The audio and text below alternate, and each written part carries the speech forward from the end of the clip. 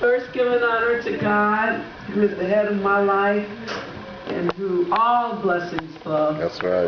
From my pastor and my first lady in her absence, and my whole church. Oh family. yeah. It's more than a blessing to be here. That's right. It really is. It's a blessing and an honorable gift to be here. You know, to be wrapped around so much love and to be supported by so much love and to, you know, just have the strength of all of us as a collective. Yes, right. You know, this is not a typical experience. That's right. You know, if the whole world were experiencing this right now, this world would truly be God's garden. Yeah. It would truly be God's garden. It would be just as He designed when He created it. You know, and the trouble and the conflicts that exist are simply because there are selected human beings who don't know that God is God, God is love, and His intention for us is that we would exemplify who He is to us. That would keep murder, rape, domestic violence, child abuse, all those kinds of things, drug addictions, alcoholism, they would all disappear. Because the heart would be comforted in a way that all it would want to do is extend that comfort and receive that comfort. And the problems that we have are a direct result of mankind's ability to act like there's no God, to convince themselves there's no God, to put God on the shelf, and to take matters in his own hands. That's right. This is the result of that.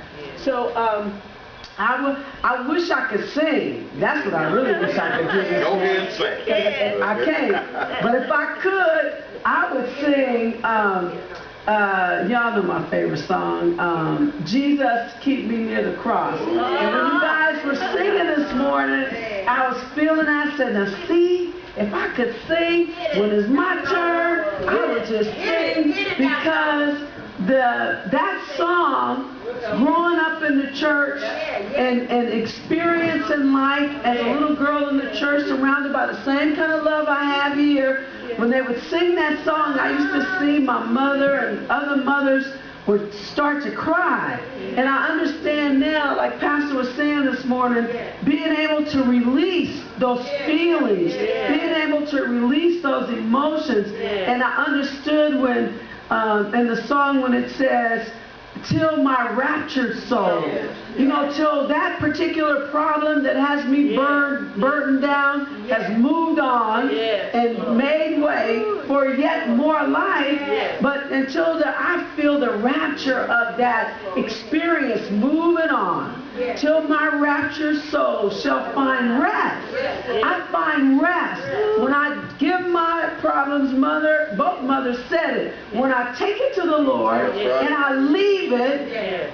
As long as I leave it and I don't play around with it and go be picking it back up and then thinking of something else and, well, let me just try this, let me just try that. When I leave it, I get to rest assured that God's grace and mercy is going to work out whatever it is. And when that time comes for me to have the gift of that surrender, because, you know, I surrender to the process. I let it go. And when I surrender to that process, that's when I actually feel the comfort of God's love. Because I'm not struggling anymore. I'm not fighting anymore. I'm not trying to do this and do that and fix this and fix that and make this and make that. I surrender.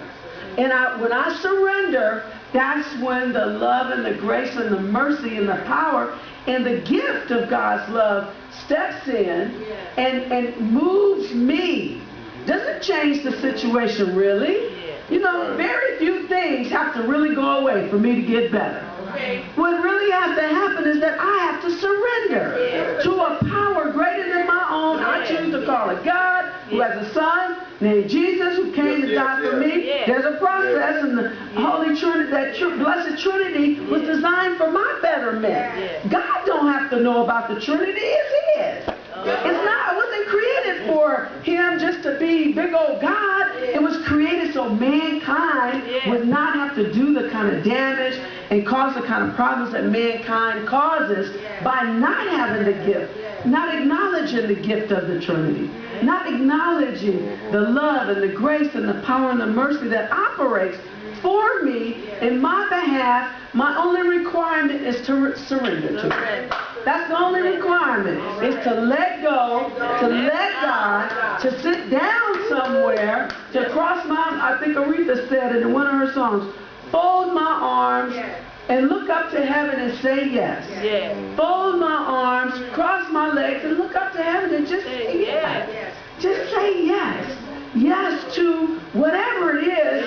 And like Lawrence J. said this morning, whatever it is has always been better than what I was trying to come up with anyway. No matter what it's been, it made what I was trying to come up with look like foolishness. It illuminated whatever I was trying to come up with. Whatever the Lord said and whatever He did in the situation made me grateful that what I wanted I didn't get. Made me grateful. Made me happy that God, I could have been bogged down with that. I could have been stuck with that. I could have been beat to a pulp with that. I could have been dragged through the mud with that. But instead, the design that the Lord has for my life is irreplaceable.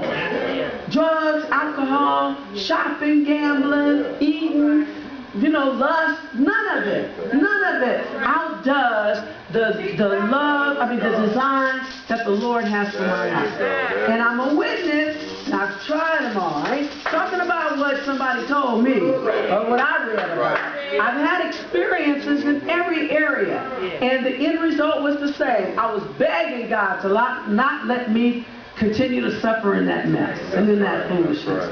And so, I'm one of those, the church taught me, if you have a gift and a talent, be with that. Be with that. We all have things that God gave us. He didn't give me singing. And so, but He gave me the gift of articulation. So on top. But if I was a singer, I'd be singing right now. Jesus, keep me near the cross. Keep me near the cross. How much damage can come to me when I'm near the cross? How much can destroy, to make me a mess when I'm near the cross? And if I stay there, whatever it is that He has for me, my soul gets to feel that rapture. And when I surrender, that surrender is like grandma. When grandma, big mama, whoever she is, Medea, when she comes around, even the worst cut up in the family want to straighten up. Boy, don't let grandma see you doing that. Okay. Girl, do you know that's grandma coming up? You better. Okay. Nobody wants to see nobody wants grandma to see them in a bad light. So I call the spirit of grandma, I call that surrender. When I surrender to that spirit, I get to let go and get to let God. And I get to see why He's doing what He's doing. It's for my good. Just for me. He has a plan that's for my good, just for me. Tika got one, all the mothers got one, pastor got one, first lady, Lawrence, and there, the kids, everybody has it. That's how special we are. And it's my surrender to it that matters. So I didn't mean to say all of that because I'm still coughing, and I thought I was only going to say a few words, but I'm going to say something else, but I just, this is a special place. This is a special place. And every Sunday we come here, we're blessed beyond measure. Like Pastor said, just to be here. Just to be here, just to feel this love. There are countries right now, bombs are dropping as they speak. Don't you know they wish they were in a sanctuary this warm, this comfortable with this much love? There are people on our street corners pushing shopping carts. Brains been scrambled for years. Brains are never going to straighten out, never going to be right, never going to be able to reach out to God in prayer and really even know what they're doing. And yet we've been spared. We've been spared. But for the grace of God, there go I. But for the grace of God, there go I. There go all sing. I talked to Pastor about this earlier, and just want to thank the church again so much for the love and support, the prayers that you've given for me and my son. I talked this morning, and he just said, Mama, just tell the church I'm on my way.